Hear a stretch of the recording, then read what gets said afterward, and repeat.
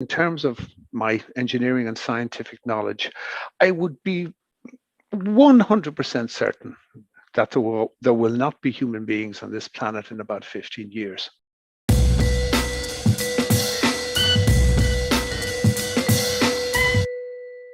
Good afternoon to everyone, and thank you all for being here. First and foremost, anyway, it's a pleasure to have you here for this conversation. And I'll just introduce myself. My name is James Desmond. I'm from Cork City in Ireland.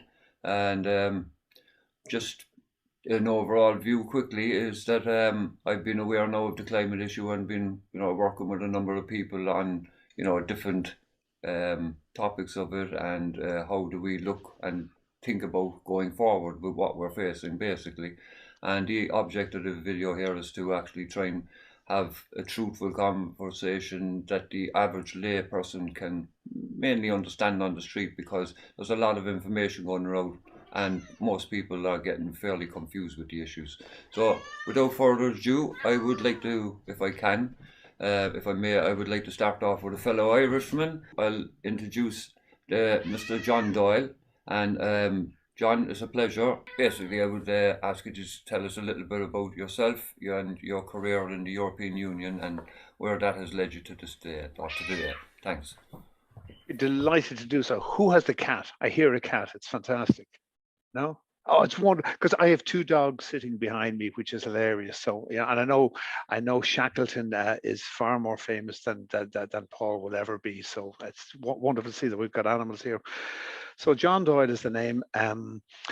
Worked in the commission for a large number of years. Back in about 2004, I was proposed to join this very select band who were doing something called the Lisbon strategy, which was to make of Europe the most competitive knowledge-based society in the world.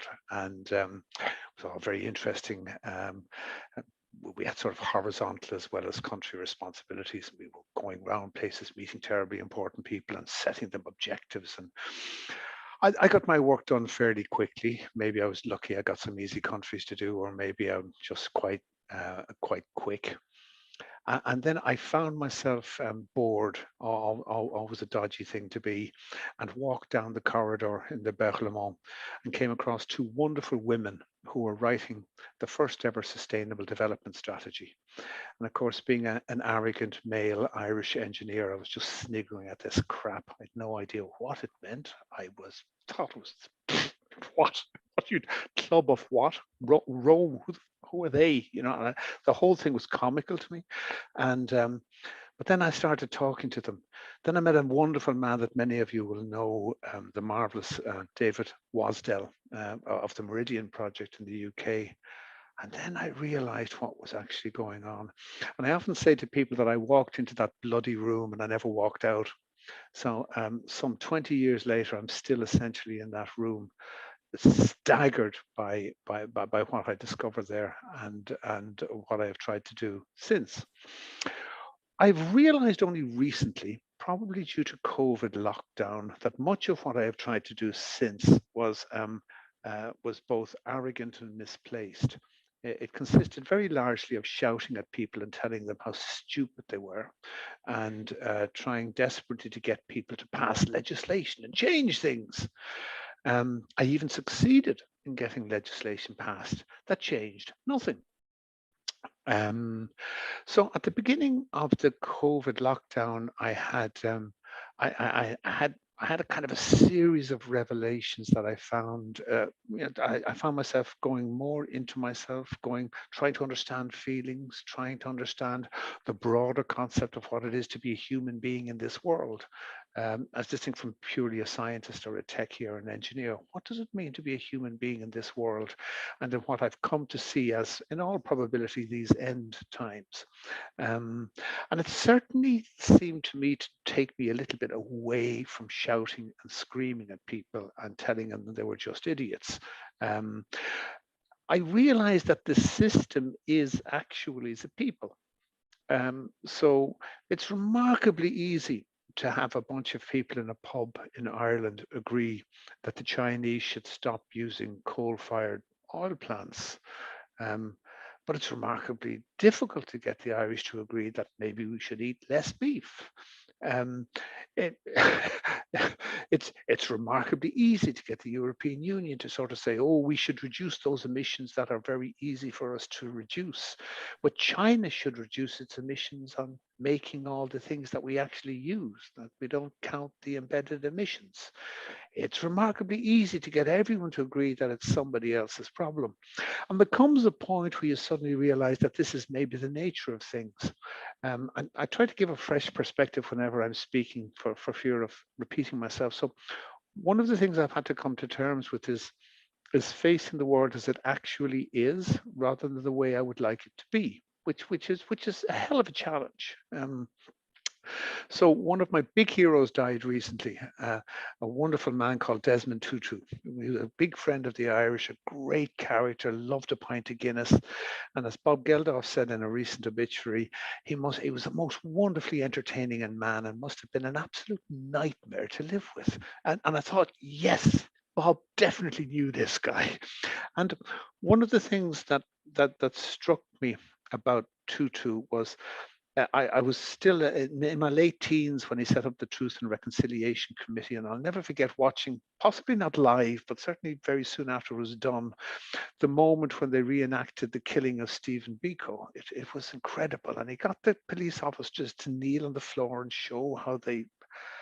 And then there was another white lady whose husband was into conservation or something. She said, we just answered the door and three guys just blew my husband's head off and his brains went all over my children. And yeah, but there was something about this. I was thinking, oh, this is such an extraordinarily different thing to do. This man seemed to be plugged into some kind of humanity that was stunning to me. It blew me away. And he was always a huge hero in my mind. But his best mate, Nelson Mandela, to the day he died, believed passionately in the violent overthrow of oppressive regimes. He never renounced violence, irrespective of all the kind of rewriting of history that has gone on, the attempts to turn him into some sort of a secular saint. He wasn't. He was a violent man who believed in violence. He was very violent to his first wife. He was a man he was a man. He was another type of man. And this is part of what I find myself facing now, facing the reality of what it is that we are and what we do, not what I wish we were and what I wish we did.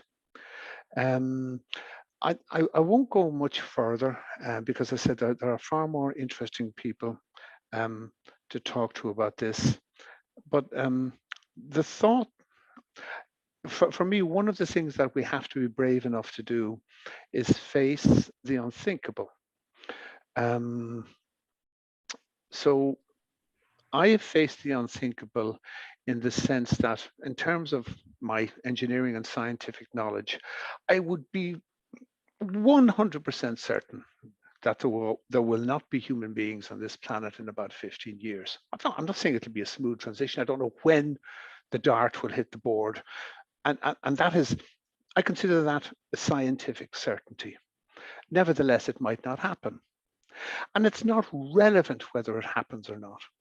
That's, I think, what I'd like to bring to this meeting, because it doesn't matter what is going to happen. What matters is how we behave. I've found myself increasingly thinking that when people say to me, but yeah, I mean, what do you mean we can't do anything about it? And I say, well, if we can't do anything about it, that means everything else is left to be done. What should we be doing? Where should our hearts be? How should we be behaving? In the East, the tradition is that right action is its own reward. No attachment to the outcomes. So that's what I'm trying. Now, this does not mean I'm not working furiously with friends and energy transitions and all sorts of stuff. I love participating in these things. As I have all sorts of ideas that I still try and push through, and et cetera, and that won't stop. But I'm certain. But I do what I feel I should do, in as much as I can do this consistent with who I am and the way the Tao is passing through me, or however you want to put it. So invite people in some respects to give up both hope and fear and face the world as it is, not as you wish it was. Thank you, James. Thanks especially for the invitation. I really appreciate it. You're more than welcome, John. I just want to say that, again, an Irishman, they don't like to cut, they always cut to the chase. And I think anyone who's sitting would watch and listening would understand exactly where you're coming from. I just want to leave with a quote of your own from the conversation you had with Hart just recently. And I found a poignant statement that you said in how you deal or how you face how you face things with the knowledge of what's happening. And you say you face it with that little thought in the back of your mind, where were we able to actually crack something? Well, then who knows? But the cracking of something is contingent upon actually accepting the way it is. And therefore, unless we accept it the way it is, then we cannot actually plan accurately for how to deal with it. So that is the actual, overall essence of the meeting here is today really is for people to actually start to learn to accept, to learn to understand first by getting off the mainstream and start looking at the right information. Because I know myself that you're all among the academic field and you've been crying for years about what's going on. And it's somehow always been diluted before it comes out on the public, the public media or through our politicians. It's always a diluted, a diluted version that they get. And we can't deal with diluted versions when we're trying to solve a complex, condensed problem. So the overall issue is our heating problem or overheating problem, and the heating that has been basically retained in our oceans for the last number, especially in the last number of decades, it's increased so much now, and 93% of our heat is being withheld in the oceans at the moment. And the average person out there doesn't realize that it's where most of the retained heat that has not been able to naturally go back off into space as it does. It's always been on an equilibrium for millennia. We're at a stage now where we're containing and trapping heat over the last number of decades, if not centuries now, because of the CO2 and the greenhouse gases. I'd like to talk about some of the greater effects that have been the cause of the greenhouse gas emissions and warming.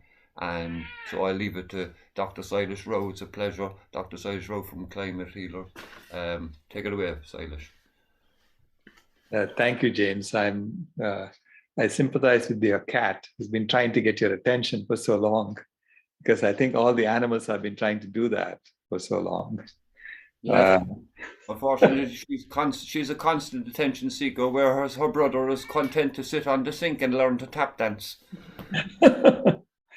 Yes. I am a systems engineer, and I started working on this in 2005 when I saw Al Gore's presentation on TV, and I was so shocked. And I said, if half of what he's saying is true, I'm wasting my time working on the internet, which is what I was doing at that time. So I started studying this, and I realized very soon that it's far worse than what Mr. Gore was saying, and that he's missing a big piece of the puzzle, which is what we are doing to the land, what we are doing to the ocean in the pursuit of animal eating or animal consumption.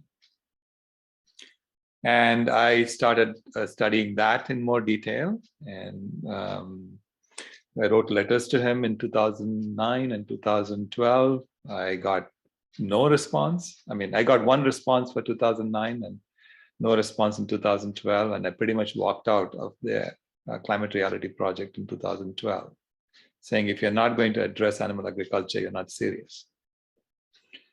So that began a more detailed study. I was fortunate that in 2010 my granddaughter was born, because until then I was depressed. I thought that we were going to hell in a handbasket, that there's nothing I can do about it. But when she was born, I held her in my arms for the first time when she was a month old. And she looked up at me and she smiled. And she had this beautiful smile, as if she was saying, what do you mean I don't belong? I belong exactly as I am, and you're a fool, you haven't understood me yet. So I began looking at things from a different perspective since then. And I said, what if nature has been using us to stabilize the climate of the planet for 10,000 years. And she did, and we did. We kept the temperature constant for 10,000 years. And then over the last 200 years, we've increased it by 1.1 degrees. And in the process, we have built all the tools and technologies we need to understand what we have done and therefore become conscious as the climate harmonizing species of the planet. Because as soon as we admit that humans are changing the climate of the planet, we own the climate. We own the climate of the planet. We have responsibility for maintaining it, harmonizing it, and keeping it stable for all of the rest of creation. So I said, so as part of that, we have increased it by 1 degree. So now how do you bring it back down? How do you cool it and then stabilize it and keep it stable forever? And that begins a water dance. So I don't call it solar radiation management. It is a water dance. Because by changing the water cycle, we have literally caused the climate to heat, the planet to heat. And by changing how water presents itself on Earth, whether in the form of ice, which reflects sunlight, or in the form of clouds that absorb sunlight or reflect sunlight, depending on whether they are tiny particles or black clouds. So water has this beautiful resonance with life and with the sun, so that it causes life to thrive on the planet, or if we misuse it, it causes life to die on the planet. And one of the first things I realized is that on land, we have chopped down half the trees in order to raise animals. And I calculated that if we just bring back those trees, we can literally sequester all the CO2 that we have put into the atmosphere and more. So we have the opportunity, if we get to a vegan world and we stop burning down 30 million acres of forests every year and bottom trawling and scouring 4 billion acres of the ocean seafloor every year, we can literally let nature begin to heal. But in the process, we may have to create, and we have to understand what kind of clouds do trees create. Do they create clouds that heat the earth, or do they create clouds that Dr. Salter has been talking about, these tiny particles? Maybe that's what trees create. We don't know. I mean, someone has to study these things to see how. See, as a systems engineer, I say we need to model first what it is that we are trying to do. And then we have to constantly be on our toes to make sure that reality matches our models. And so we have to keep updating our models as we go along. So, but I have started something called the World Food Healers Day on November 19th of this year, which is the day after COP27 ends. COP27 is from November 7th through 18th, and it's in Egypt, which is a very repressive regime. So obviously no one's going to be sitting around protesting in Sharm el-Sheikh, Egypt. And perhaps that's by design. So in any case, I'm boycotting COP27 because I'm sick and tired of what these people are doing, and they're absolutely doing nothing. And I was there in Glasgow for COP26, and we had a cow that represented the cow in the room that they're not addressing. And so COP27 we are boycotting, and the day after COP27 ends, we are celebrating World Food Healers Day, because on that day, we are going to feed every human being on the planet a healthy vegan meal. A healthy, whole food, plant-based vegan meal will be freely available to every human being on the planet. That's our goal. And I already have Food Not Bombs on board. We have Food for Life Global on board. They're already serving in over 1,000 cities and over 60 countries, and they're on board. They are all excited about this. And we are trying to sign up every vegan restaurant on the planet to join and open their doors and give away food for free on that day. Because we want to address world hunger from the grassroots, from the ground up, and show our leaders that we can do this ourselves. And if they don't get their act together, they're going to become irrelevant. So that's our goal. And so I believe in actually doing things and acting out, and not just talking about things. So that's how that's my input to this. And I would love to hear from all of you. I'm sorry that I have another meeting in 22 minutes, but that was scheduled before this. So with that, I pass the talking feather. Thank you, Sailesh. Yeah, there is no doubt that the food is a vital part of the whole system, and we have a lot of thinking. We have a lot of thinking about a lot of things that we need to think about, basically. But we can't think about them as John said earlier in his quote, we have to face them first. A couple of things, Sailesh. Maybe you can speak to the amount of food wastage that we have. I hear numbers from about 30% to 50% of food wastage. So if you envision, or if, I fully expect that, the risk of global food shortages within, say, a decade, 5 to 10 years is getting higher and higher all the time with extreme weather events. So when food prices, say, double or triple, do you think that will, surely one of the things is that people will waste a lot less food. So if we waste, if we get rid of that wastage, we could actually, that can be one mechanism to withstand global food shortage. And then, as you've mentioned, of course, going to plant-based diets, becoming vegans, would have a huge impact if the world was to take that up. And do you think that that's the way the world will head as food prices continue to accelerate?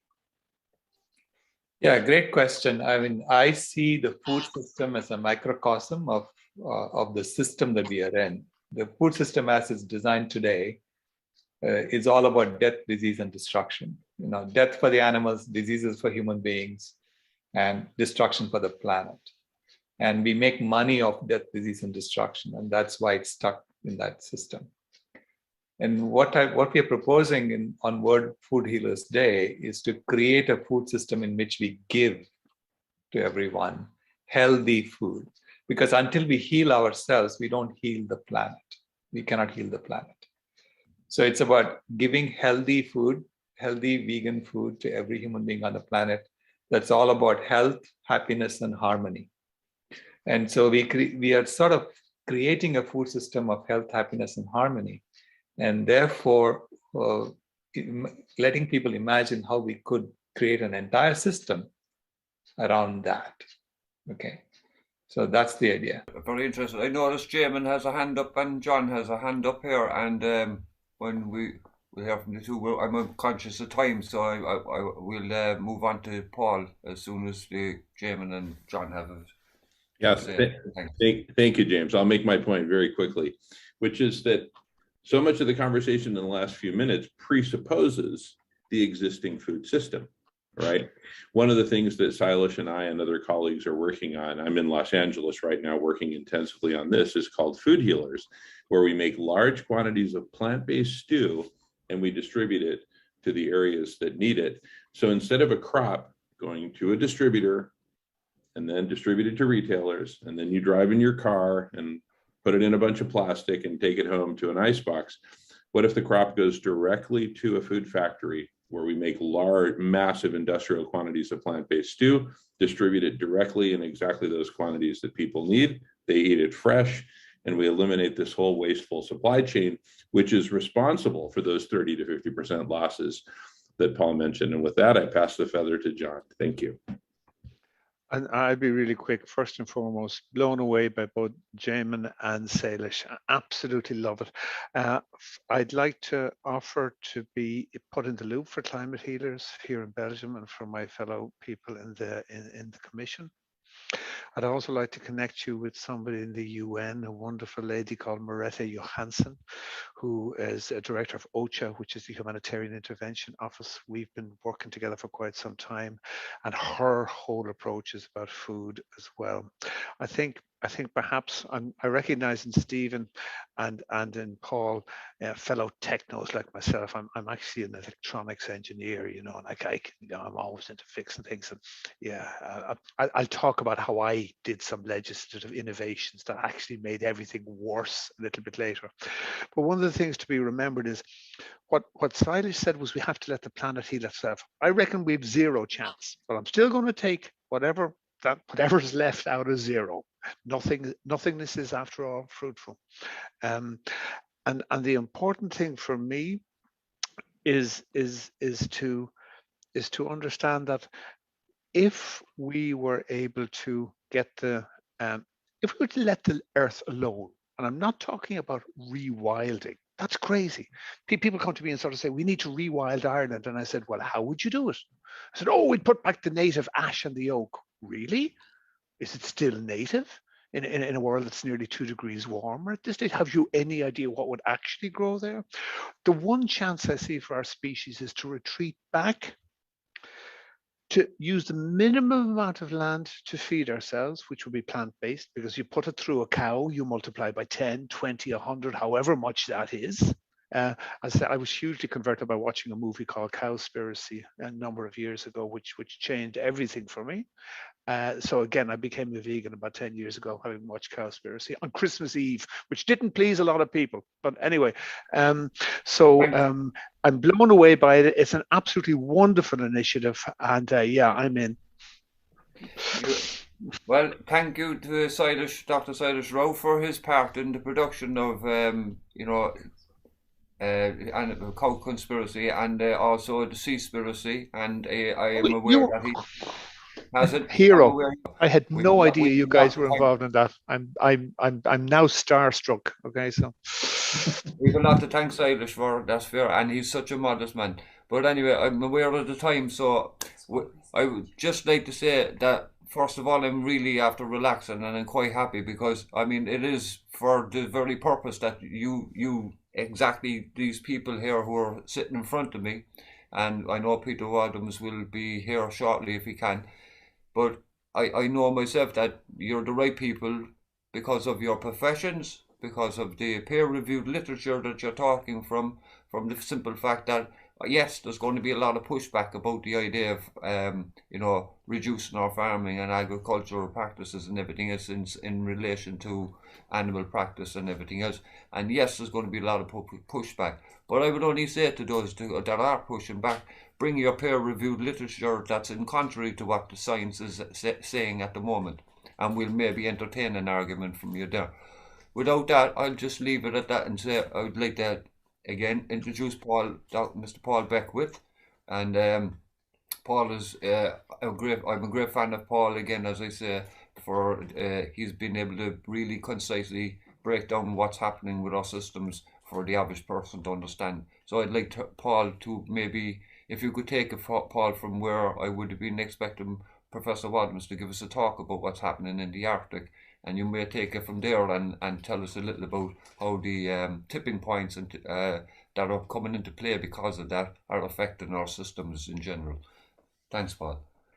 Well, thank you. And if there is a bit of background noise, it seems like there's some cows in the room up above me. I'm in the basement and I hear people, it's an old house and people are sort of puttering around in the kitchen. And it sounds like there's elephants or cows up there. So anyway, thanks for asking me to be on this, James and James. Yeah, so you're probably, I'm not going to go into a lot of details about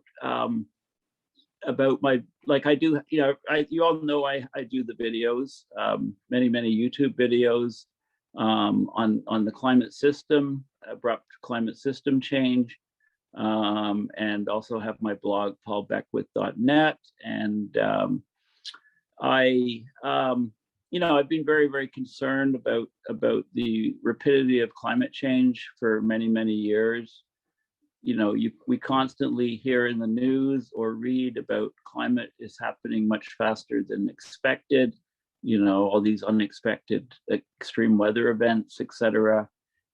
So if everything continues to be happening faster than expected and unexpected, we obviously have to change our expectations. I'm talking about the climate community. Okay, they need to really step up to the plate. There has been a lot of reticence, as James Hansen has talked about within the scientific community, about how quickly things are changing, about talking, people watching sort of guarded talk, not saying what they really think and feel about the system. And of course, science is very, very siloed. You have people studying one specific aspect of the climate system, be it a glacier or one little tiny aspect, and not making a connection to the overall system. So we need more and more people in academia and people making policy in government, et cetera, who are thinking about the overall system. So we know that our emissions have pushed the climate so far in terms of changing the chemistry of the atmosphere and oceans, and the way that heat is stored on the planet, and the way that heat is distributed from the equator to the poles via the ocean circulation and the atmospheric patterns, the jet streams, of course. We've changed the entire system. We've been hitting it with a sledgehammer for a long, long time. And it's no surprise that we're in a lot of trouble now, that it's changing. And, with the loss of Arctic sea ice and the darkening of the Arctic, of course, that's in a sort of a spiral feedback loop, self-reinforcing feedbacks, which is going to lead to complete loss of Arctic sea ice very, very soon. And, then the extreme weather events that we are subject to around the planet will get worse and worse, and it will become more and more difficult to grow food, and thus leading to the global food shortages.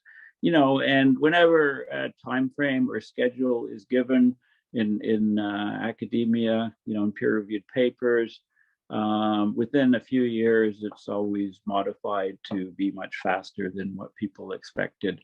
So, I was just looking this morning, Mike Farragon in Scotland sent me a graph from Barrow, Alaska, of methane, for example.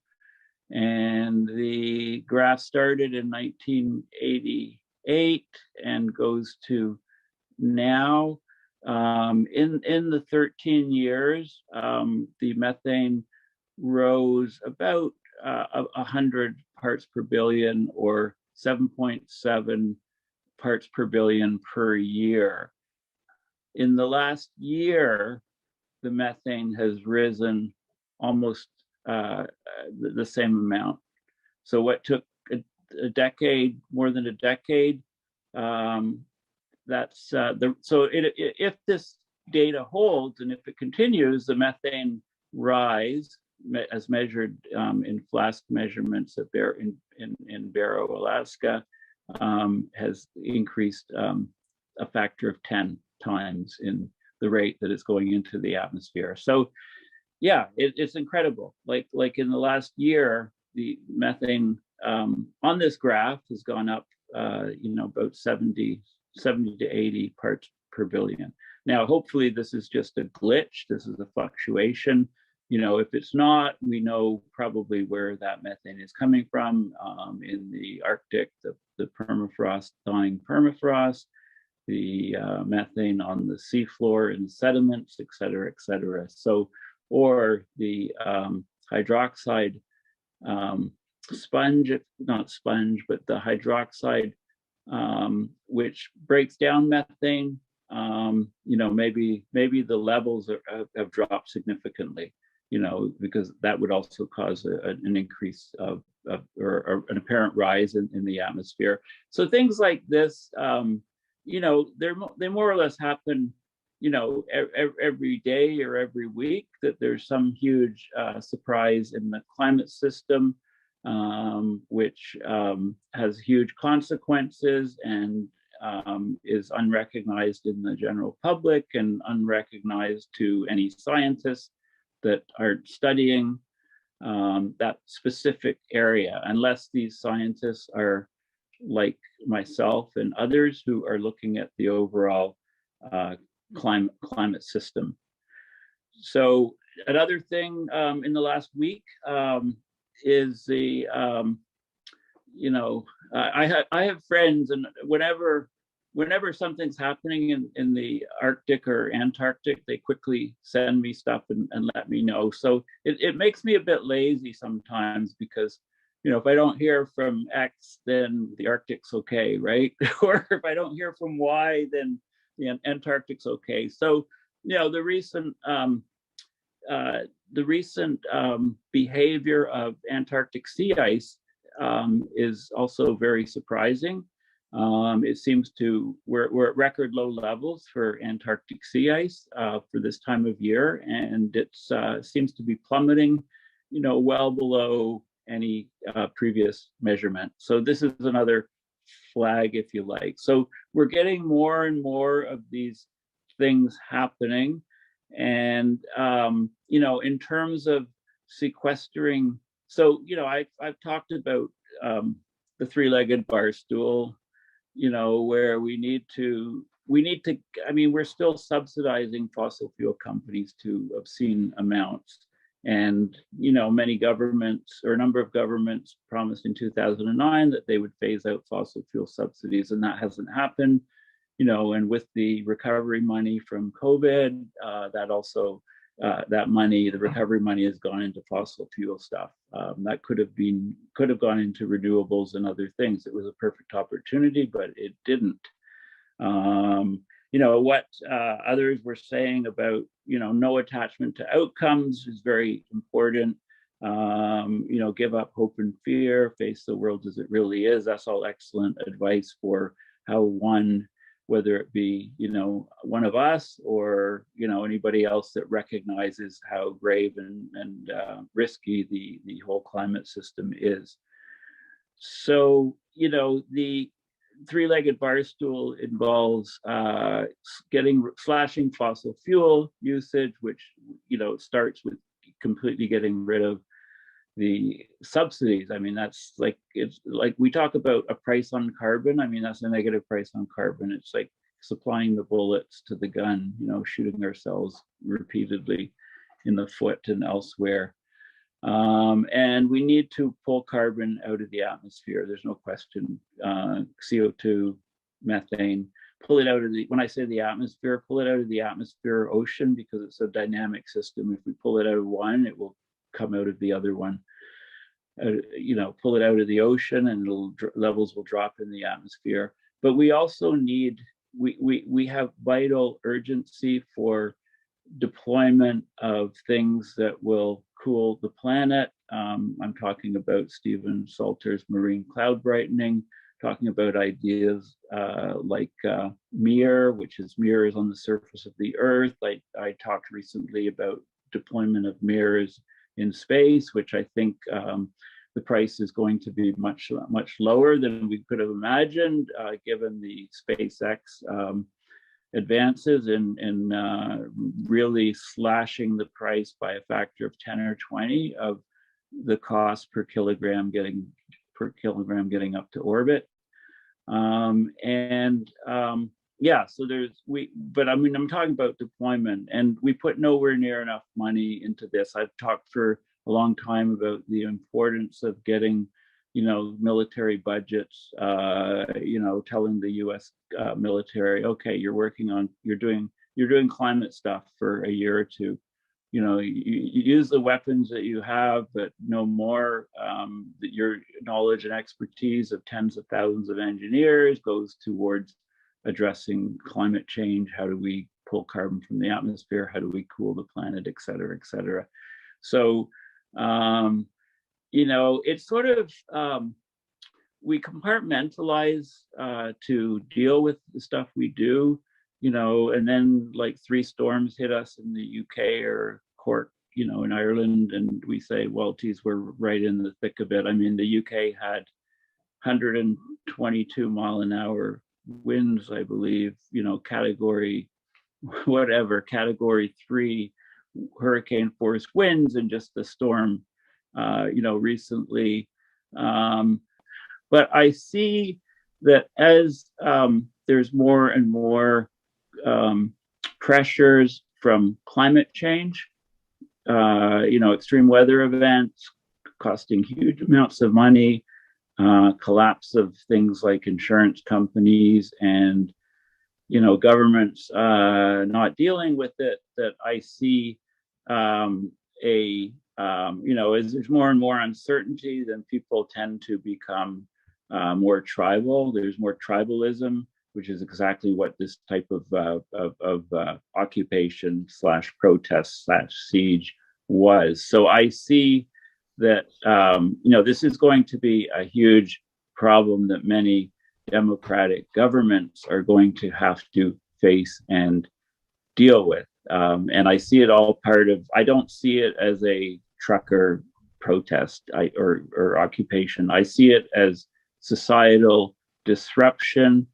I see it as a path along the way to complete collapse of democratic governments under the huge onslaught of abrupt climate system change. A perfect example is, at the New Year's, right? The Colorado wildfires, which tore through, it actually burned down, many homes of people that work at NOAA and work on weather forecasting, University of Denver. So many climate scientists and meteorologists were directly affected and lost their homes and city, villages, etc. So it's hitting home to everybody. So is Stephen next? I mean, we absolutely, need funding to follow these to deploy, to build equipment and deploy and get moving on it. But yes, I agree 100%. I mean, initially a couple of years ago, we heard of Dr. Yeto's mirror reflection program, and it seems one of the least invasive methods that's been proposed. But as you know, given the essence of the time and scale and everything involved with the heating and the imminent heating and warming, that could actually go beyond any intervention. Yeah, I mean, just wait till the next El Nino hits, in a couple of years, a year or 2 or 3, whatever, when we get the next El Nino warming event, it's going to blow away any records, and exactly. Maybe it'll be a wake-up point.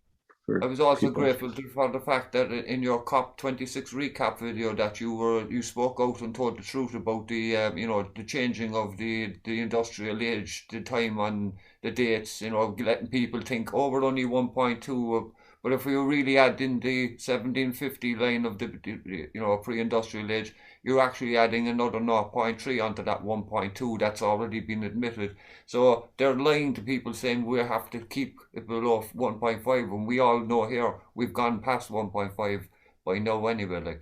So the essence is the heat. The essence is trying to do something about cooling the Arctic, and the only viable and non-invasive and affordable, just unbelievably crazy affordable, plan and solution for this is the only one that I've heard is from Professor Stephen Salter from the University of Edinburgh.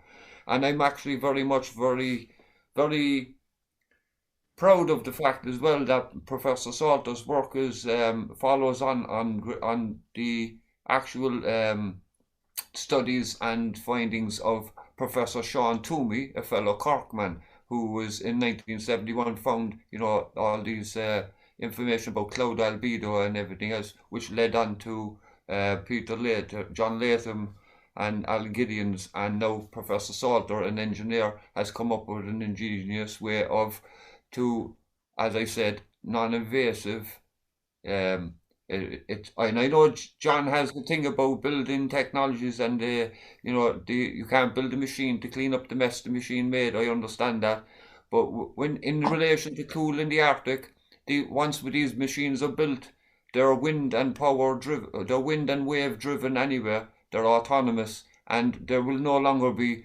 causing heat. They will be doing quite the opposite. They will be creating cooling effects, and with the possibility, God willing, of actually saving the Arctic. But I'll leave it to Professor Salter to give us a presentation on marine cloud brightening. Thanks. Right, I'm going to try sharing my screen now. And I want to go to, I think I want to go to that one. Okay, I'm going to try and squash this down to the 10 minutes you asked for, and it's for you to send on to other people. I think Paul knows all about this already. The UK government policy, and the policy of lots of other governments, with predictable exceptions, is to just stop emitting CO2. And they've been doing this actually for nearly 50 years since the first conferences. And you can see all the conferences here up to COP26. And you can see the effect of these conferences on the slope, even the acceleration of the slope in the wrong direction. So really, how much longer do you need to go on before you understand that this isn't going to work? The next slide is trying to show you what's happening with particularly the higher latitudes. This is telling you the temperature difference change from some previous values. And you can see that there's a great deal of extra heating going on in the north end, 5 degrees centigrade extra. And you know that that's melting the ice, so that instead of being a brilliantly good reflector, you've got a very, very good absorber of open water. And we've also got the methane coming up. And the next slide here is a rather familiar one. And you'll notice that the clouds vary in their whiteness, their reflectivity. There is quite a nice white one, and here's a slight darkish grey one. And this was studied by this gentleman here, Sean Toomey, and he was very interested in why there were some clouds looked grey and some looked white, and he was able to fly over clouds and measure how much energy was coming down from above and how much was coming up from below. And he was also able to fly into the clouds and scoop samples of the cloud drops and measure how many there were per cubic centimeter and also what the sizes were. And he did a lot of very useful work for this, and it's been replicated, and the replication is very good agreement. And the conclusion is that the size distribution of the drops in the cloud will set its reflectivity. If you have a lot of small drops, you get a bright cloud, a white cloud, and if the same amount of liquid water is in a smaller number of big ones, then it's a lot darker. And you've heard the expression, the dark storm clouds are gathering, and that's when the drops are getting nearly big enough to fall as rain. And you can do a lovely little demonstration of this with glass balls. The optics is the same with water and glass. And these are 4mm balls in this jar here. And those are 40 micron balls in this jar here. And you can see the reflectivity of this is about 0.6, and this is about 0.9. Now, so it all depends on cloud drops. And to make a cloud drop, you need to have high humidity, but you also have to have a little seed for it to start growing on. There's a thing called a condensation nucleus. And what matters is the weight of the material dissolved in the water that's going to cause this nucleation. And for sodium chloride, you need to get about 10 to the minus 14 grams of salt in a drop of water to get this curve here. And you can see you don't need a very much higher relative humidity. Here's relative humidity up here to get this to get over a hump here and then continue growing. If you have a smaller drop with less salt in, you have to get up, let's say this red one here, go up to this point here for it to then start really growing seriously. If it's below here, you go, different humidities will just change the size of the drop. It'll be evaporating or condensing, going up and down there. And this blue one has to get up to this relative humidity before it can go over the hump and keep growing. So this was Kohler back in 1936. And John Latham knew all about Toomey, and he knew all about Kohler, and he thought that we might be able to increase the number of the condensation nuclei over the sea, which gives you more chance of getting a larger number of smaller drops. And he worked out how much water you'd have to spray to evaporate to give you the salt residues, and he was amazed at how little would be needed. And we need to know what the concentration of condensation nuclei is. There's lots and lots of them over the sea, but sorry, lots and lots of them over land. So please correct that. But over the sea, we got these large areas of dark blue, which is around about 20 of the condensation nuclei in a cubic centimeter. Over land, there could be 1,000 or 5,000, but there's only 20 to 30 to 40, maybe a few places up to perhaps 50 or 100. This means that we need to find places where we've got the sun coming in and we've got the clean air. The amount of water we need to spray is very, very small. This slide shows all the red dots are estimates of how much salt is being thrown out by breaking waves now, plotted against the years. So that's 1960 and 2000. So there's a lot of salt being thrown up now. The average of all these dots is this blue circle here. But if you look, you can just see a black line here, and that's the amount of salt that we would need to more than correct all the damage we've done up to now. There's an engineering problem of how to make the spray, and this is a block diagram of the system, which I'm just showing it to you so that you realize that it exists. I'm not going to try and explain it in the time available.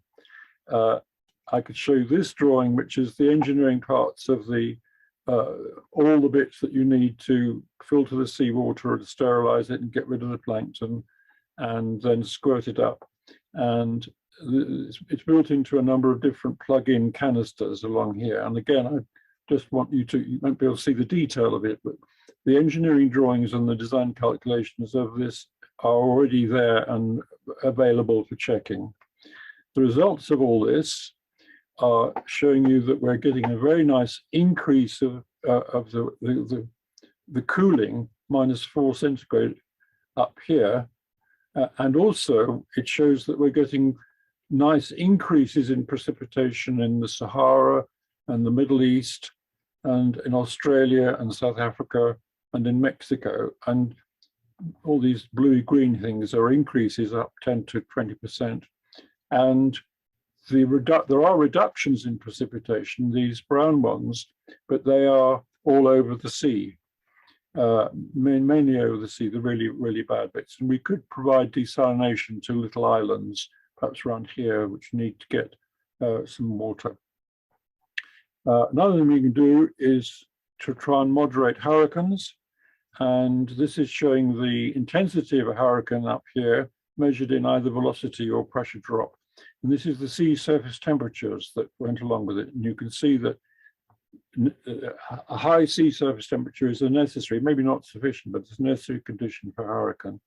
And what we could do would be to have ships that were sailing around spraying seawater in this area here and measuring the sea surface temperature.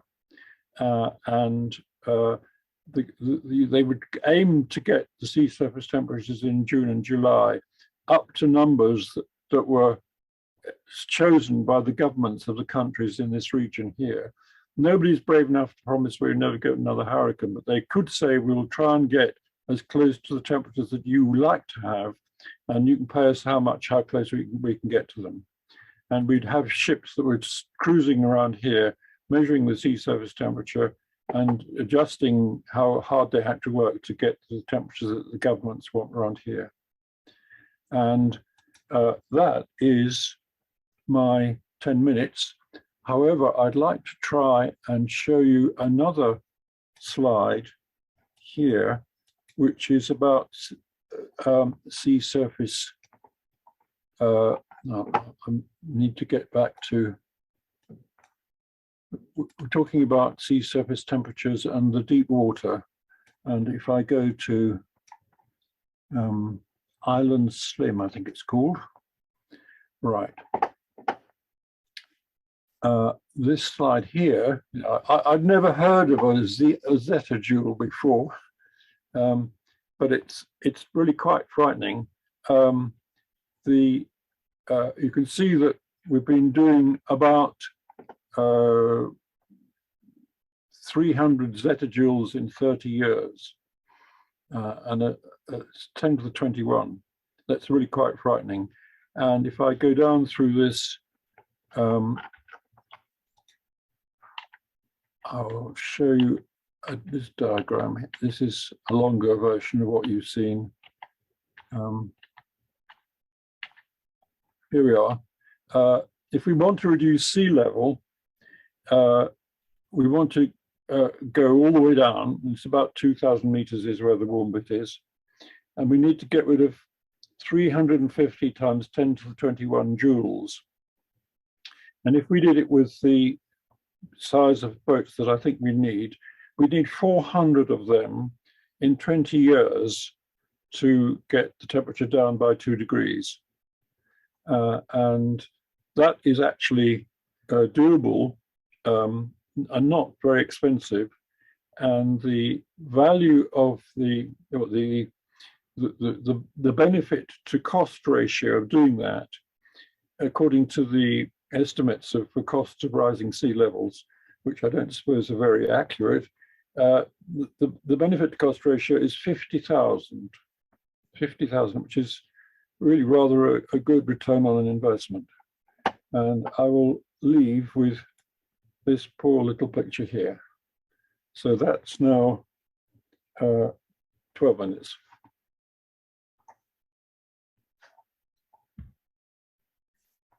Can I answer any questions? I have a question. As an engineering proposition and being a fellow engineer, I'm wonderfully impressed by your comments and by your presentation and by the ingenuity. I also spoke with Laute on the Mere Reflection project, I think last week or the week before, and the difficulties are well they're manifold. But let's start with the obvious one, the political difficulties.